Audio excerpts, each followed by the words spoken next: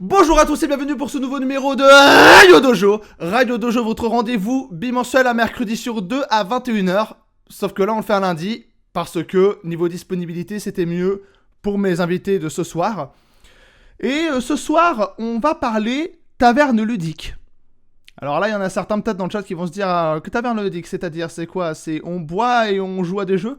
Globalement, c'est un peu ça, mais je pense que pour expliquer plus ça en détail, j'ai décidé d'inviter deux personnes qui ont récemment lancé leur projet de taverne ludique à Douai, dans le nord de la France, si ma mémoire est bonne.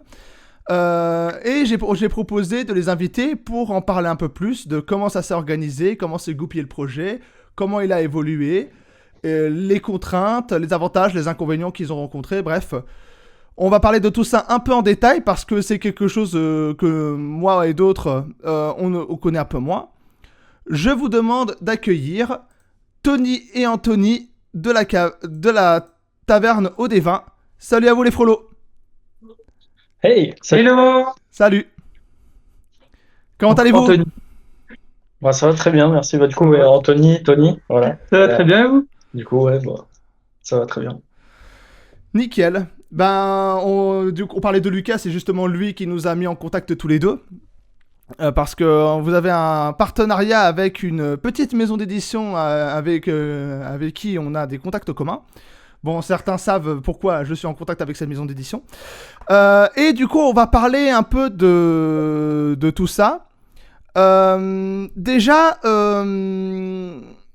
votre background geek, parce que je suppose que si vous avez créé tous les deux une taverne ludique, c'est que vous êtes un peu dans l'univers un peu geek, jeux de société, jeux de rôle et tutti quanti. Quel est Complètement. vos backgrounds à tous les deux? Je te laisse commencer. Alors moi j'ai démarré le jeu de rôle grâce à ma compagne Ah, donc j'ai démarré sur Discord totalement en dématérialisé. Puis j'ai eu l'occasion à travers Discord d'avoir ma première partie physique de D&D chez un des joueurs avec qui on jouait, qui a fait MJ pour cette session. Donc j'ai découvert le jeu de rôle totalement enfin grâce à ma compagne. Et bah, j'ai continué à faire les sessions sur Discord et à travers le serveur créé par Alexia. Puis après, on a continué à faire partie physique, partie dématérialisée. On a une campagne actuellement sur VTM aussi qui se passe encore.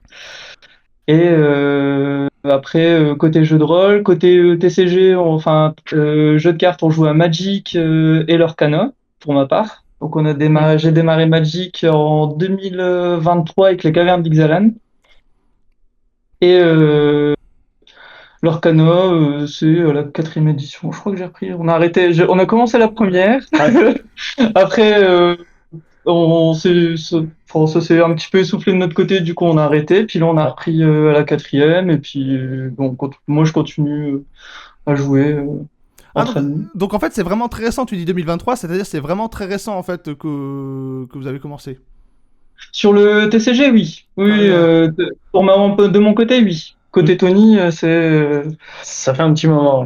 Ouais, ouais, c'est un peu plus historique, quoi. ouais, en vrai, ouais. Ouais, je sais pas si c'est bon pour toi que Ouais, vas-y, vas-y. Ok. Bah, moi, du coup, j'ai commencé très tôt dans l'univers geek. Je sais que j'avais peut-être 3 4 ans. Ma mère me disait que je savais déjà, en dépassant le nez au-dessus du bureau, écrire jeu.fr.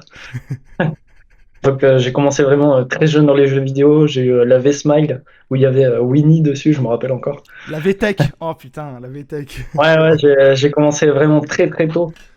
Du coup, ouais, je me suis tourné vers pas mal de jeux vidéo. J'ai toujours été un grand fan en fait de l'aspect visuel de World of Warcraft. Ça m'inspirait déjà énormément. Je pouvais pas y jouer parce que c'était payant. Je faisais quand même forcément l'aspect gratuit. Euh, du coup, ouais, à force de jouer à énormément de jeux avec mon frère jumeau justement qui est là dans les spectateurs. J'ai vraiment développé une grande passion pour les jeux. Euh, et ensuite, ouais, il y a Hearthstone qui est sorti, Ah, donc grosse licence. Euh, ouais, quand ils ont sorti la bande-annonce, où on découvrait la taverne en vidéo, je me suis dit, ouais, celui qui est représenté, ça m'inspire, c'est pour moi. Et d'accord. du coup, ouais, bah, c'est un rêve qui est là depuis 11 ans. Et en rencontrant du coup Anthony en ligne et d'autres personnes, on s'est tous associés avec un pacte où on a mis nos pieds autour d'un poteau. Le pack des Converse. Ouais, c'est ça. Le pack des pieds, ouais. C'est le pack des pieds, ouais. Et du coup, ouais, bah, à force, ça s'est lancé, et puis nous voilà. C'est ça. L'histoire, elle remonte justement au Covid, Ouais, c'est où ça. étant joueur et pendant le Covid, bon, forcément, il y a des occupations qui se créent. Il y a Animal Crossing, merci, Ah oui. qui s'est Il y lancé. avait, à l'époque, il y avait une théorie du complot qui. Alors, à la base, ça devait être, à la base, c'était une blague, mais qui disait Nintendo a provoqué la pandémie pour sortir son jeu. Ouais. Et franchement, elle se tient. Ça aurait pu, parce que j'ai reçu le jeu. 2 jours après, on était confinés, quoi. Enfin, ça a été le jeu du confinement. Très. Et pour changer aussi, entre ça et les apéros vidéo, on a mis, j'ai commencé à, la troisième associée a créé un serveur Discord Yes. où elle organisait des parties en ligne de jeux de rôle, donc où les gens commençaient à faire du RP, des parties sur Discord, et en jouant aux parties, ben on s'est rencontrés. Ouais, c'est ça. Et après les parties, en débriefant, on s'est rendu compte qu'on avait des références communes, notamment le Intermarché de Soma. Yes, le plus Qui grand n'est pas de pub.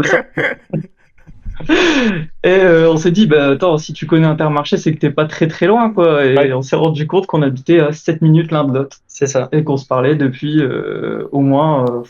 Ça faisait presque 2 ans, je crois. Ouais, c'est Un ça. truc comme ça.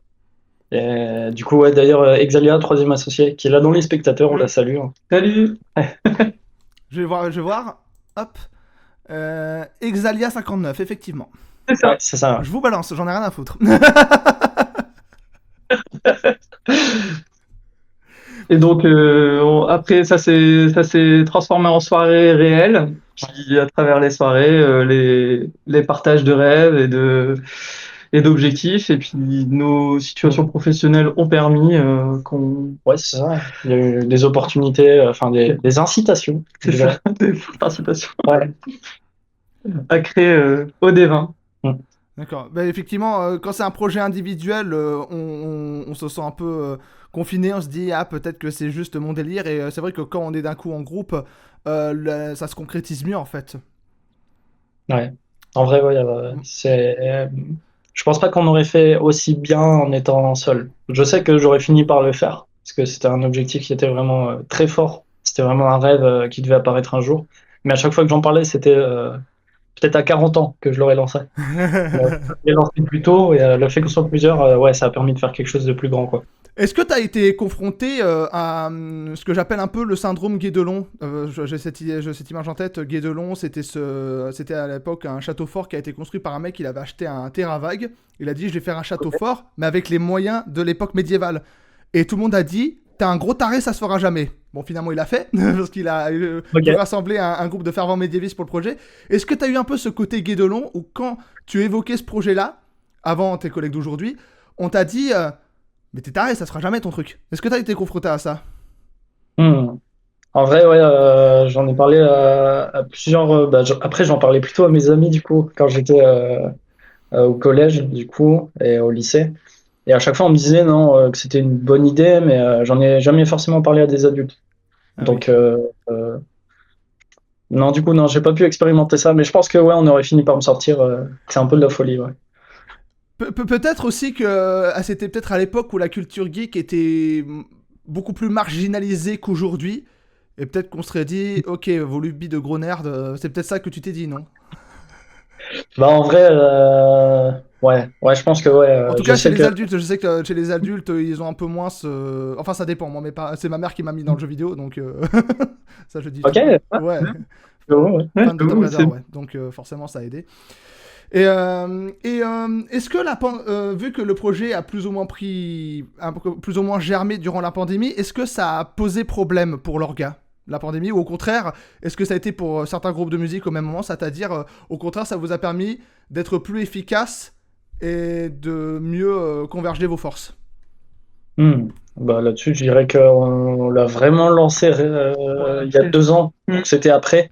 Ah d'accord, oui. Mais non, ouais, en fait, la pandémie, on a eu l'opportunité de se familiariser entre nous plutôt. C'est ça. Parce qu'on a joué ensemble, vu qu'on était obligé de rester chez soi. C'est ça. Ça crée le lien, la rencontre, et puis les discussions. Puis de toute façon, à la pandémie, on pouvait pas sortir, donc on n'a pas Ouais. pu se rencontrer. Mais il y a Enfin, beaucoup on n'a de... pas très physique. Donc après, c'est vraiment là où il y a eu, je dirais, l'émergence du projet. C'est après les soirées qu'on a vraiment pu se rencontrer, créer les liens. Puis c'est en discutant et Ouais, en se rendant compte que vraiment on avait tous un objectif, c'était de réunir, de faire un lieu chaleureux et enfin un lieu de rencontre quoi. c'est ça. Mm. Et Tel qu'une taverne. Ouais. ouais, puis surtout, j'ai l'impression qu'il y a. Je sais que par exemple, il y a un peu ce côté un peu grandeur nature, et je sais que par exemple en Pologne, dans la ville où a été créé CD Projekt, ils ont fait une taverne à la The Witcher. Ils ont reproduit, donc j'ai un peu l'impression que ça, c'est de plus en plus dans l'air du temps. Hmm. Là-dessus, ouais, c'est vrai qu'on commence à avoir pas mal de bars à thème. C'est vraiment quelque chose qui devient très populaire. Euh, donc, ouais, c'est vraiment dans l'air du Mm. temps, je pense. Les gens ont besoin d'exutoire. On est dans un monde où tout va très vite. Donc, c'est toujours agréable de pouvoir se poser, en fait. C'est ça. Et puis les gens, ce qui reviennent, enfin, les premiers retours, c'est l'authenticité aussi. Un lieu où il y a les choses simples, les choses comme chez leurs grands-parents, les grands-parents de tous. Enfin, un lieu vraiment où on ne cherche pas non plus à en faire trop, je dirais. Enfin, on est vraiment sur un lieu enfin, authentique et puis nous, on essaie de l'être. Ouais, Et c'est ça. on l'est à notre manière. Et à partir du moment où l'idée s'est forgée, comment ça s'est, quelles ont été les premières étapes? Premières étapes. Bah, là-dessus, je sais on s'était pas forcément lancé avec Antonio au début. Mm. Donc, les premières étapes, je sais que ça a été beaucoup de brainstorming. Hmm.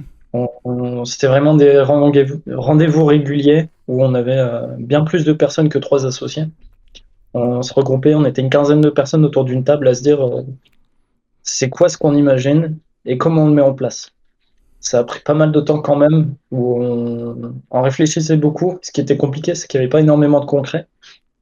Et la plus grande difficulté, je dirais que c'était la répétition. De mon côté, on répétait toujours les mêmes choses, mais sans jamais avoir du concret. J'ai l'impression un peu de faire du surplace en termes d'orgas. Complètement, ouais. Ouais, c'est ça. Ah, des idées fusent. Après, on parlait comme une idée peut-être au début enfin, vacillante. C'était vraiment étincelle, quoi. Donc, ça avait pas de concret. Mm. Et après, il y a eu vraiment la concrétisation du projet où on a mis du formalisme dans ce qu'on appelle la transformation de l'idée en entreprise. Mm. Où après, on a concrétisé l'idée à travers toutes les formalités. Vraiment, on s'est posé et eu des discussions un peu plus, je dirais, sérieuses sur le sujet. Sérieuse, ouais, c'est ça. Ça a été On quoi le s'est dit, déc- on lance, quoi. Ça a été quoi le déclic qui a fait passer de discussions routinières et répétitives à concret? Est-ce qu'il y a eu un moment où il y a eu un déclic? Mm. Il faut- J'avais pas forcément les formations parce que ça restait quand même très hypothétique. Hmm. Parce que c'est pareil, quand tu as commencé les formations, c'était pas forcément pour ce projet, tu vois. Ouais, la petite histoire, c'est que en gros, une fois que je suis sorti de mon parcours professionnel auquel j'étais avant la taverne, je sais que je voulais repartir dans l'entrepreneuriat. Hmm. Enfin, créer ma société, vraiment enfin, créer, je dirais, un bébé un bébé ou, enfin, quelque chose où je vois vraiment les fruits de mon travail. Hmm.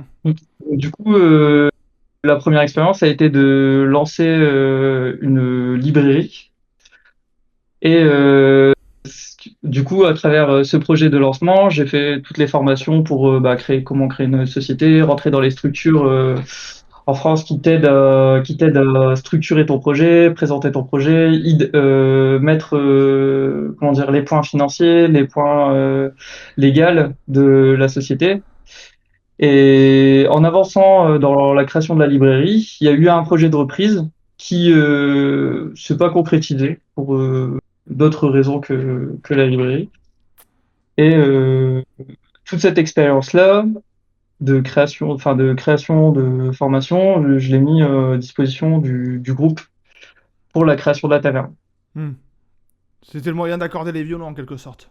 Ouais, Le moment où j'ai vraiment senti une avancée concrète, je dirais que c'est une assemblée générale de commerçants. On a été invité par le manager des commerces de Douai pour une AG d'une association de commerçants, tout ce qui est le plus classique dans la plupart des villes.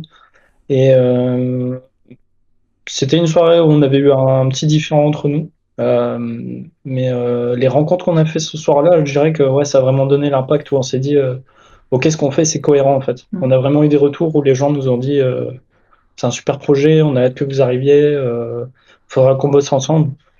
Et c'est juste après ça, il y a eu le début d'année, parce que c'était en décembre l'assemblée. En janvier, ouais, je dirais qu'on a commencé à vraiment faire des rendez-vous et des choses impactantes qui ont vraiment lancé la suite. En fait, on avait vraiment je dirais le quadrillage de la feuille blanche qui a été fait par Anthony, mais on n'a pas commencé à écrire pour autant. Et en janvier, on a vraiment commencé à lancer la chose. D'accord. Ok. La rencontre des banques, la rencontre des organismes. Ouais.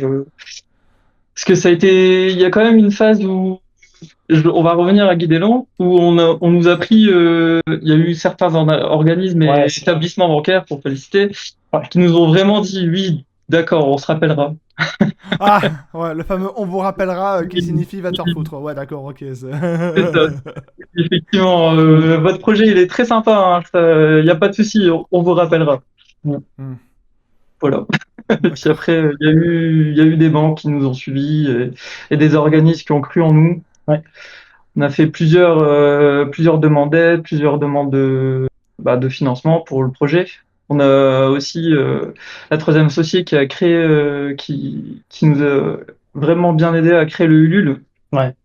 la cagnotte participative pour le lancement du projet où on a réussi à avoir une belle somme et aussi pas mal de contributeurs. Ça nous a vraiment donné un gros coup de pouce déjà dans la crédibilité, dans notre croyance en la faisabilité du projet. Et de plus, au niveau des établissements bancaires et des structures d'aide qui nous ont dit, OK, ils sont pas tout seuls à y croire, quoi. Ouais, il y a eu des retournements de veste en fait. C'est ça que t'es en train de dire. Franchement, ouais. Ouais, ah, mais oui, complètement. De toute façon, ils sont arrivés, ils ont dit oui, d'accord, vous êtes gentils. Mais après, on leur a dit oui, mais il y a quand même des gens qui ont cru en nous et qui croient en nous. Hmm. Ah oui, d'accord. Et puis là, on montre les chiffres, on montre l'engagement qu'ils ont, les pages des réseaux sociaux qui montent, toute la communication, la communauté qui se crée, les invitations aux différents événements médiévaux auxquels on est invité. Franchement, c'est ce qui a été le point fort, les partenariats avec les associations, les artisans. Ouais. Franchement, on a bien bossé.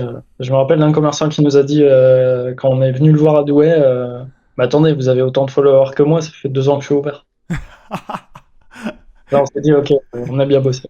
Ouais, Mais d'accord. est-ce que c'est pas justement, si je peux me permettre, est-ce que c'est pas justement la course cette course au pognon un peu compliquée qui font que les tavernes ludiques ont encore du mal à se concrétiser en France? Parce que j'ai fait des recherches avant le Radio Dojo.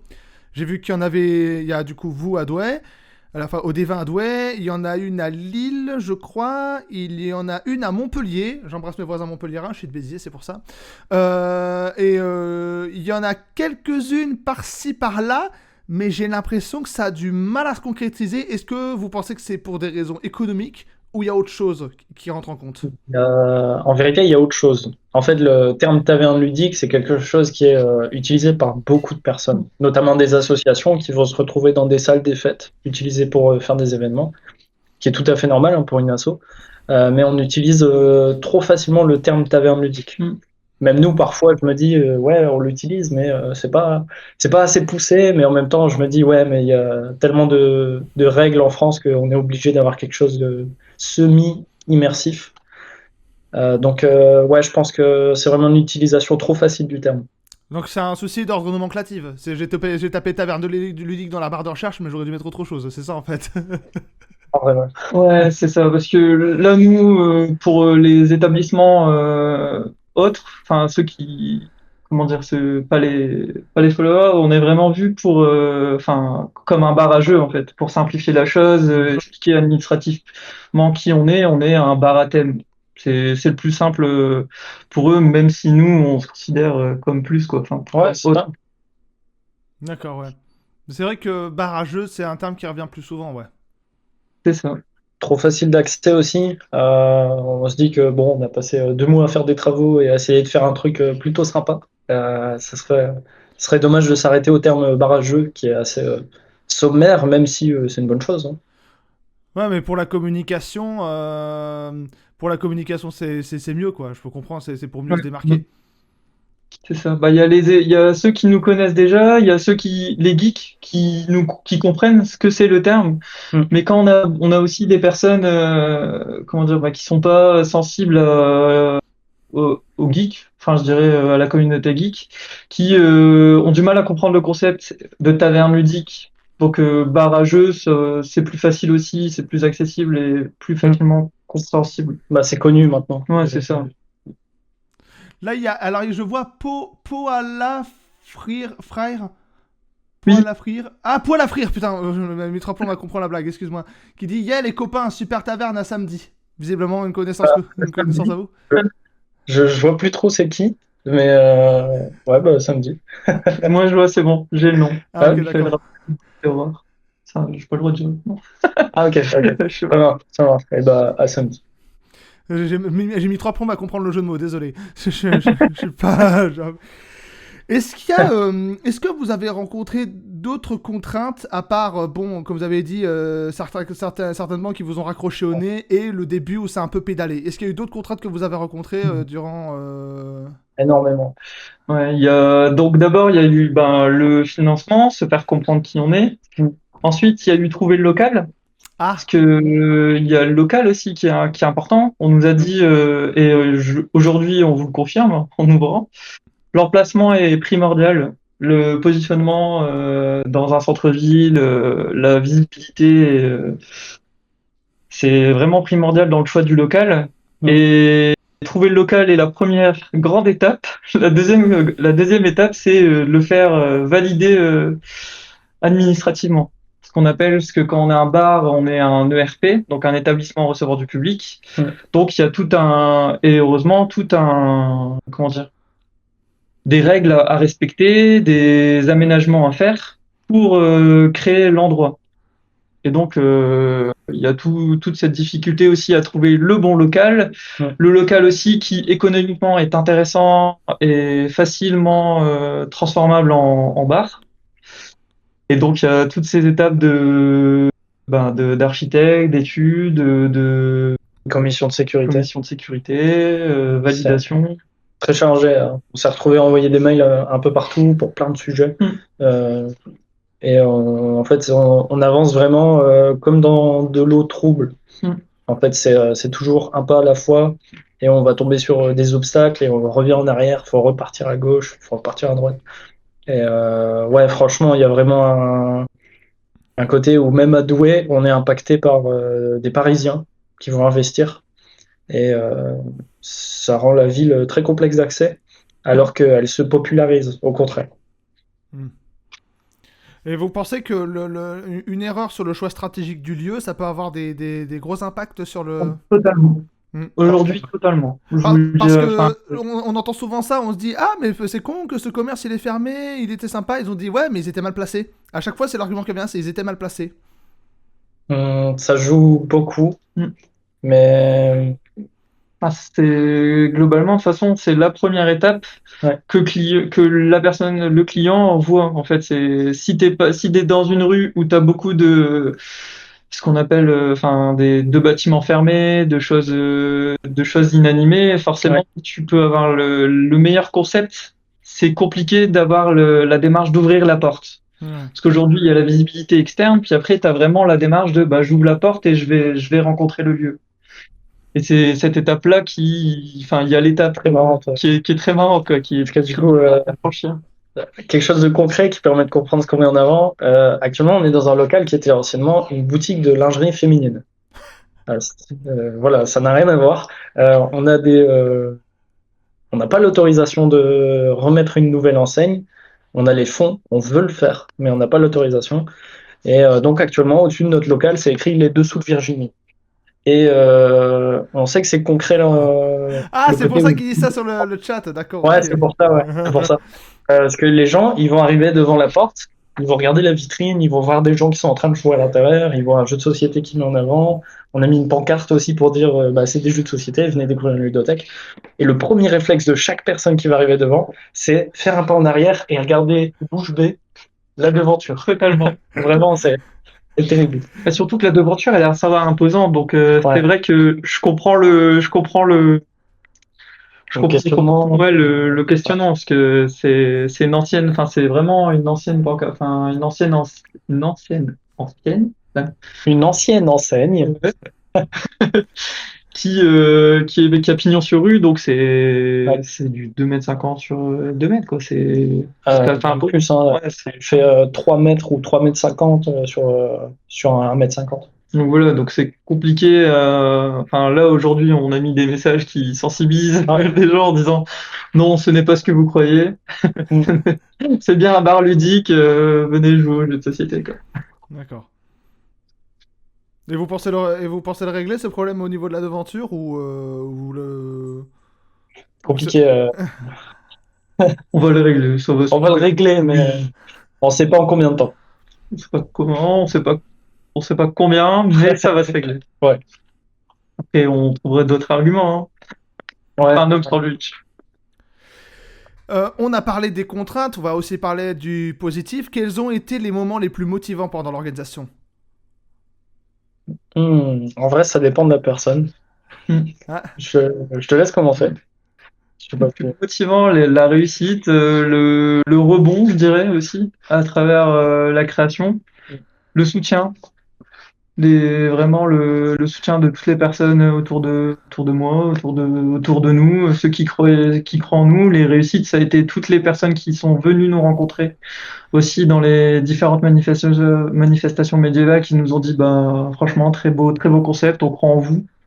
Ça a été les plus grosses réussites. L'ouverture, la première journée d'ouverture aussi, très bon succès. Ça a été, Ça fait du bien, ça. ouais, c'était, ça y est. On parle plus de tableur Excel, on parle plus de business plan, on parle vraiment d'un bâtiment qui est sorti. Mm. On parle vraiment d'un concept, c'est une idée concrète, quoi. C'est plus une idée avec des objectifs, c'est vraiment, enfin, C'est là. c'est là. En fait. C'est ça. Ça a été le plus beau moment, je pense. Ouais. C'est l'ouverture. Bah, de mon côté, ouais, ce qui a été le plus motivant, je dirais même pas forcément la première journée d'ouverture, parce que à la fin de la journée, j'étais en mode, ouais, c'est ce que j'attendais. J'étais pas vraiment dans la découverte. Euh, non, ce qui est le plus motivant, je dirais que c'est plutôt ouais, les gens qui reviennent, en fait. Mm. Ça, c'est vraiment très fort. Et après, ouais, comme Anthony l'a dit, nos proches. Ça a été vraiment très précieux.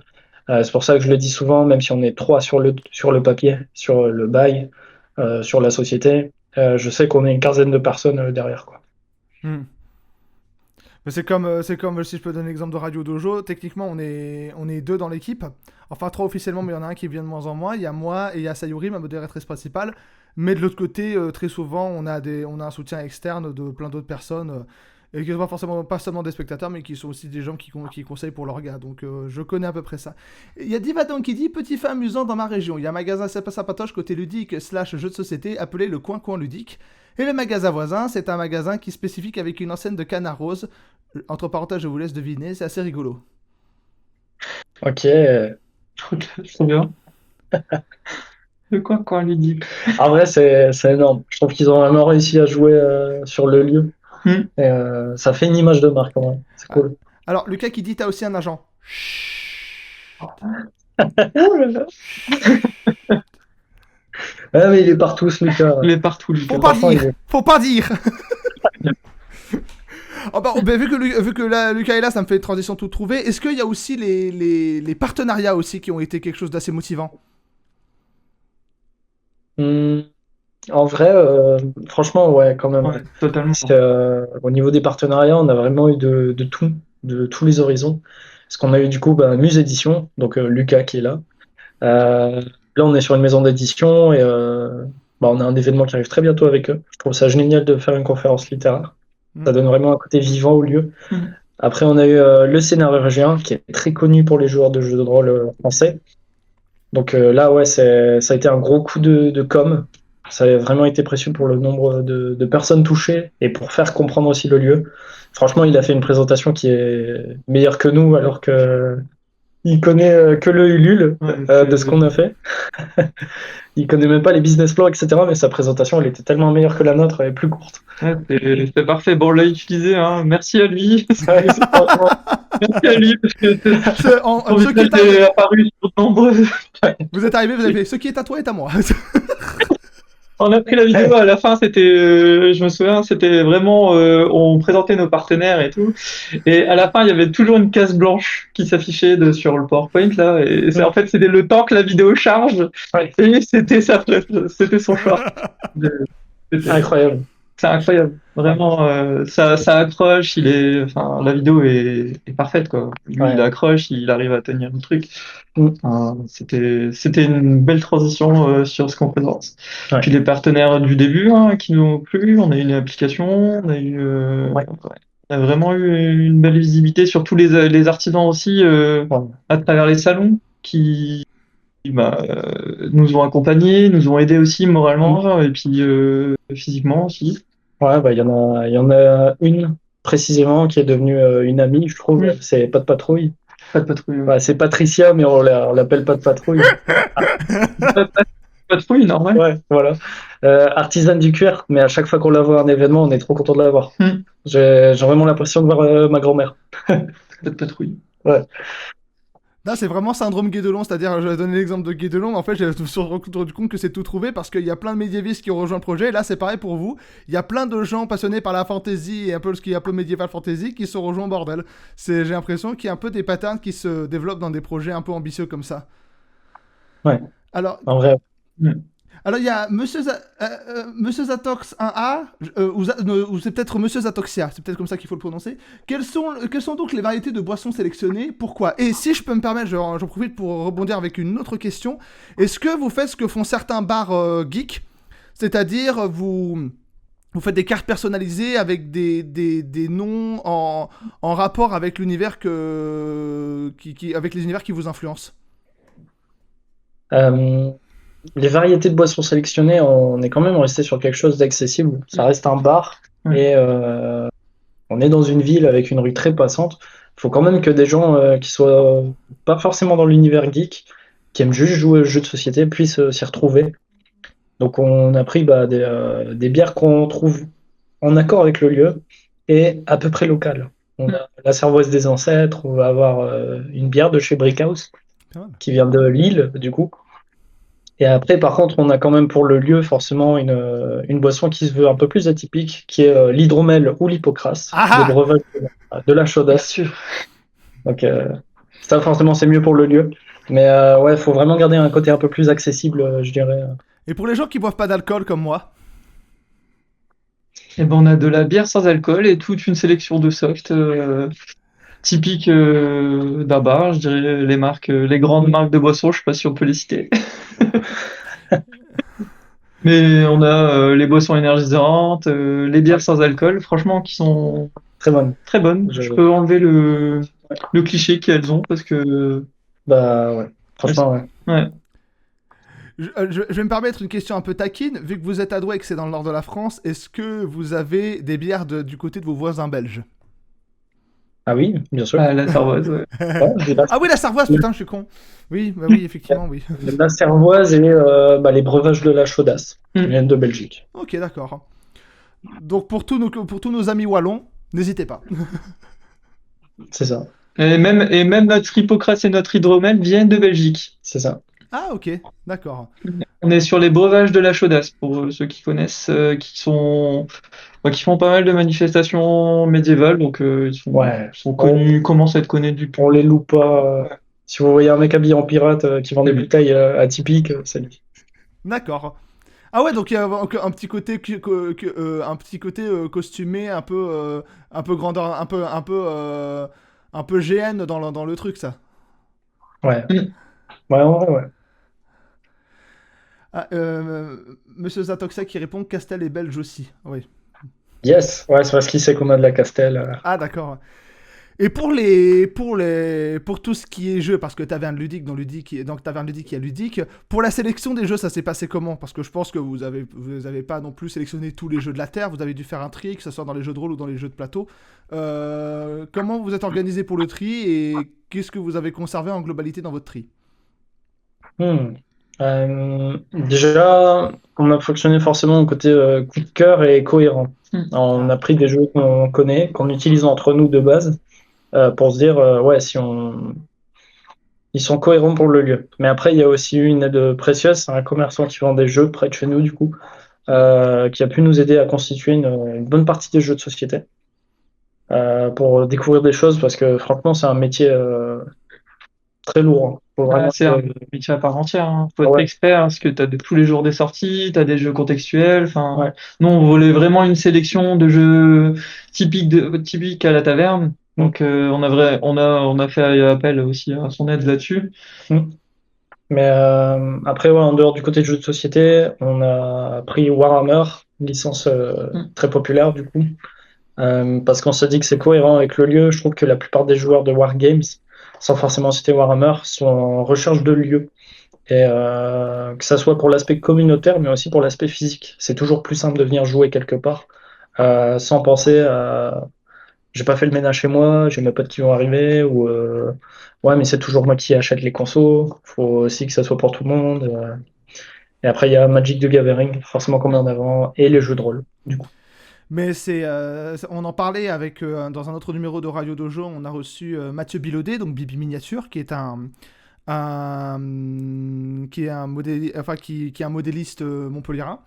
Et en fait, on s'était rendu compte d'à quel point Warhammer a créé non seulement une génération de modélistes professionnels, mais à quel point ça a été fédérateur alors que pourtant à l'époque c'était très niché Warhammer au départ, mais ça a été quand même fédérateur. Et même, si je peux me permettre une petite anecdote personnelle, ça commence à se développer au Japon là. On était tombé il y a quelques années dans un Warhammer dans le quartier de Harajuku avec mon pote Oru.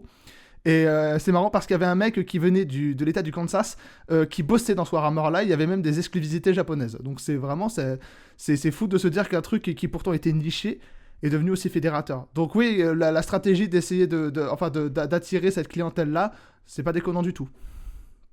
Hmm. En vrai, ouais, ça, je trouve ça marrant que ça arrive au Japon, du coup, parce qu'à Mm. chaque, ils ont toujours leur fonctionnement à eux, hein. On le voit au niveau du jeu de rôle, Donjons et Dragons, au Japon, Mm. c'est 25% de la communauté jeu de rôle. Ils ont leur propre jeu pour eux. Je pense que Warhammer, ils ont leur propre jeu aussi. Bah, déjà, les Gundam, c'est Mm. Oui. l'aspect modéliste, c'est là-bas, quoi. Ou alors ça, ou alors le Shinkansen. Je sais qu'on était allé dans une Mais boutique où il y avait que des trucs du Shinkansen, que des trucs du JR et du Shinkansen. en vrai, C'est. mais, Mais non, mais après c'était juste une boutique, mais on s'était regardé, on s'est dit tiens. Qu'est-ce que et du coup, ouais, donc en fait, ce que vous dites, c'est que même un truc comme la sélection des jeux, on aurait pu se dire, bon, on fait une sélection de soit ce qui marche, soit ce qu'on aime bien, et voilà. Mais même la sélection des jeux de plateau et des jeux de plateau et des jeux de rôle, c'est quelque chose de rigoureux en fait. C'est-à-dire c'est quelque chose que vous devez faire avec un professionnel pour. Non mais c'est intéressant pour ceux qui regardent le Radio Dojo parce qu'on s'imagine pas le travail que c'est en fait. Bah, c'est toujours une veille, c'est la sortie, la cohérence, vérifier que le jeu aussi est accessible. Parce qu'il y a des jeux où tu as différents niveaux de difficulté.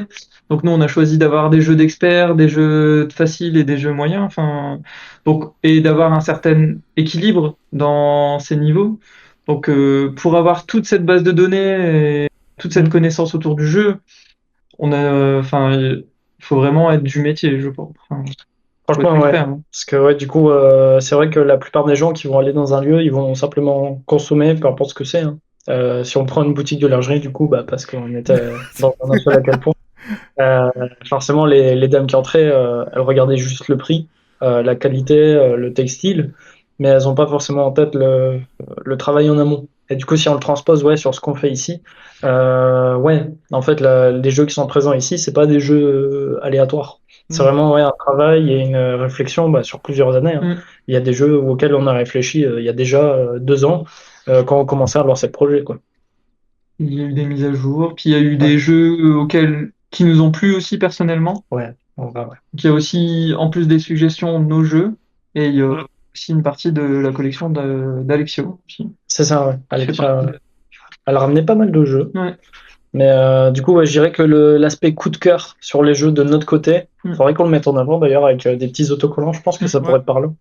L'aspect coup de cœur de notre côté, je trouve qu'il est parlant pour vraiment donner la passion aux gens qui viennent ici. Est-ce que vous êtes déjà tombé sur bon, même si ça fait pas longtemps que vous avez fini par lancer le projet, mais est-ce que vous êtes déjà tombé sur des joueurs qui sont, je dirais pas difficiles à convaincre, mais qui sont qui ont des différences de préférence un peu particulières en termes de jeu. Je sais pas si je m'exprime bien. On en a eu, Hmm. et on a fini, enfin, ce qu'on a, nous, décidé, c'est que les gens peuvent venir aussi avec leur propre jeu à la taverne.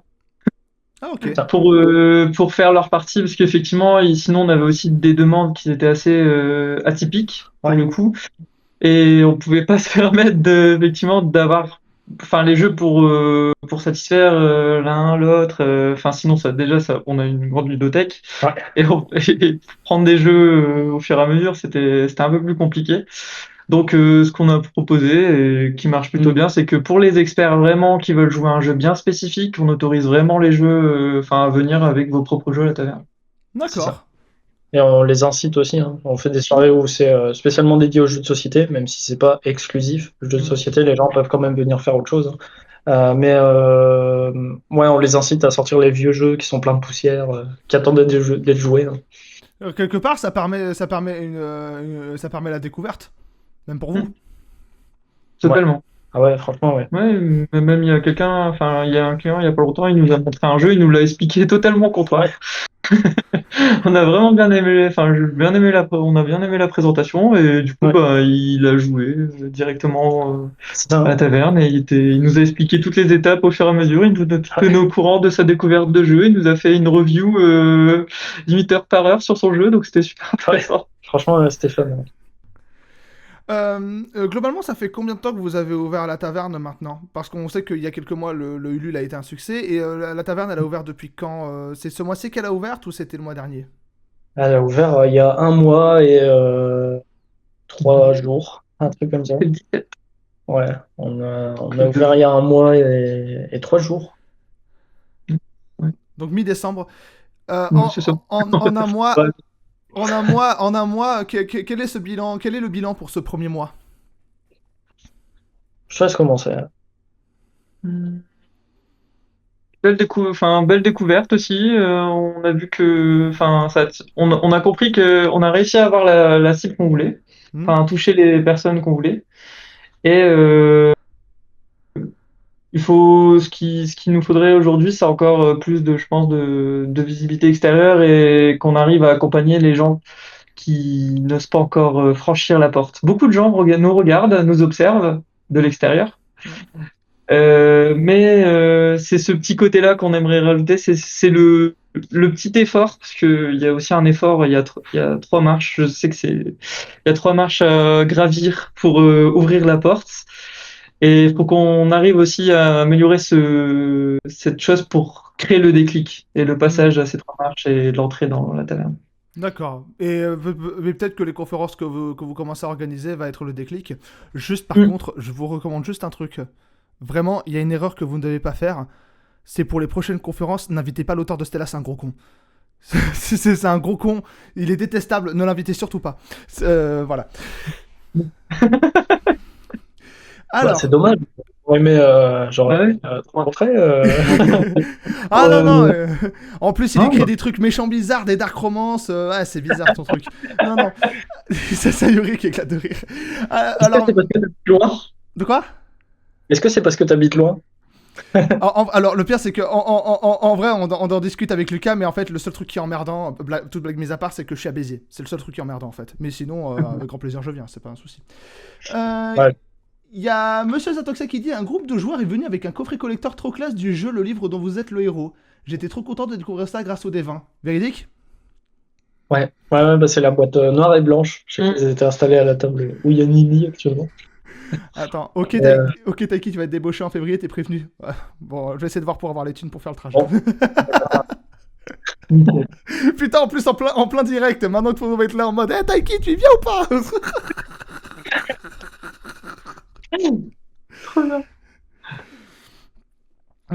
Et en dehors des conférences, qu'est-ce qui est prévu pour la suite? Vous avez des plans pour l'avenir?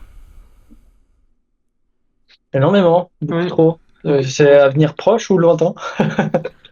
Bah, commençons tout doucement, le proche. Le proche, continuer les événements, faire découvrir plein de choses aux personnes qui viennent ici. Euh, Après, ouais. Les événements TCG, organiser notre première AP Magic, Ah oui, j'ai hâte, ça. créer le petit coin dépannage et boutique Ça va être et cool. l'univers JDR dans la boutique, enfin dans la taverne.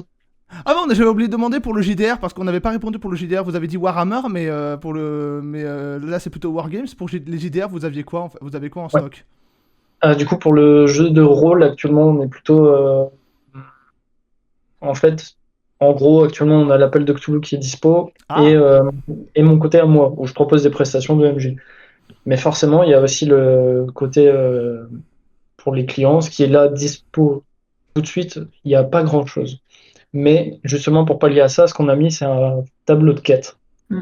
En gros, c'est un tableau en liège où les gens peuvent venir mettre des annonces en tant que MJ pour trouver des joueurs. Et ça marche très bien. Je trouve que c'est un concept qui est vraiment fun. C'est pas vu ailleurs. J'espère que ça va continuer. Mais ouais, on a des annonces où les MJ viennent poster eux-mêmes. Bah voilà, je fais une session, telle date, j'ai besoin d'autant de joueurs, c'est quoi le scénario? Et du coup, les gens qui viennent découvrir du jeu de rôle ici, je trouve ça mieux de les orienter vers d'autres MJ que juste nous. Parce que du coup, ils vont vraiment oui. pouvoir découvrir plein de choses et avoir des gens qui sont vraiment passionnés par un jeu précis. Et si ça se trouve, il va y avoir, il va y avoir peut-être dans le tas des gens qui sont vraiment de très bons MJ et vous allez avoir des expériences assez cool. C'est ça. Il y a Willy59500 qui dit: Je suis en train d'écrire des scénarios Arcanval, ça arrive. Et, Yes, Ah, oui, trop bien. et Paul Afrique qui dit: Pépite cette idée de tableau de quête. Trop bien, merci. Ouais. Bah Willy, coucou à toi, hein. On voit c'est coucou qui. Willy. Ouais. Mais oui, ouais, on sait qu'il arrive très vite. Mais quelque part, alors je sais plus si c'est Tony ou Anthony, je confonds à chaque fois. C'est celui qui a, c'est lequel de vous deux qui a fait des études en entrepreneuriat? C'est Tony ou Anthony? C'est Anthony, du coup. C'est moi. Anthony, je te soupçonne d'avoir eu des cours de gestion de projet durant tes études en entrepreneuriat. J'étais chef de projet du coup, effectivement. J'en ai en DUT MMI, j'en ai eu, donc je sais ce que c'est. Ouais, Donc, c'était exactement ça. hmm. Les diagrammes perte et Gantt aussi peut-être ou pas du tout? Totalement. Ah Le voilà. chemin, euh, la gestion des plannings, rétro-planning, Mm. les diagrammes en arrêt. Enfin, j'en ai plein. C'est tout ça. D'accord. Bah écoutez, on vous souhaite bonne chance pour la suite de votre taverne. Donc tous ceux qui vivent dans le nord de la France et à proximité de Douai, n'hésitez pas. Et même ceux qui vivent autre part en France et en Belgique, hein, mais juste, faudra faire le trajet. Voilà, vous êtes juste prévenus. Euh, donc merci à vous, Tony et Anthony, d'avoir accepté cette invitation. Est-ce que vous avez un petit mot pour la fin? Oui, recherchez les dessous de Virginie. On est juste en dessous.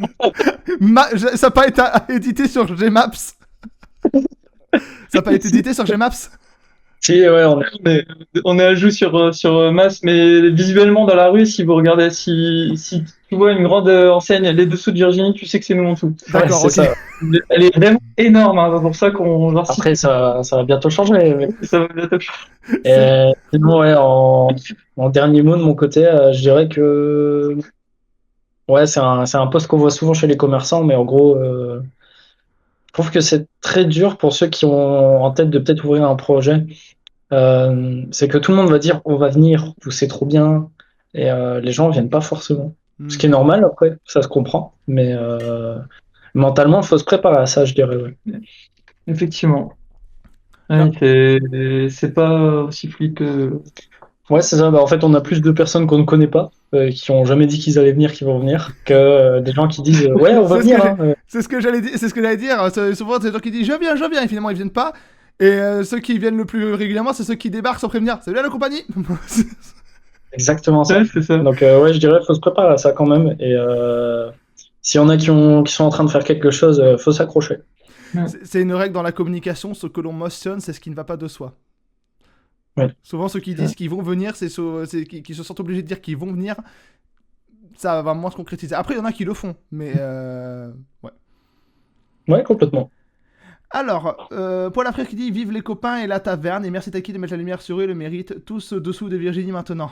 Virginie, c'est ta faute. Tu saoules Virginie. Au moins, on n'aura pas changé l'enseigne. Ouais, bah, si on se met d'actualité, on est plutôt sur la Virginini maintenant. Mais... Ouais. On a chez nous, là, ça y est, on l'a embauché. Delta Sup qui dit merci à vous d'avoir ouvert la taverne, c'est toujours un plaisir d'y aller. Bon, donc Yes. Merci le thé, ouais. j'ai l'impression qu'on a des clients, on a des clients réguliers là qui sont venus sur le chat. Bah merci à vous. Merci à vous Tony et Anthony, merci à vous d'avoir assisté à ce numéro de Radio Dojo, que ce soit en direct ou en rediffusion. Donc la rediffusion aura lieu demain, je vous préviens.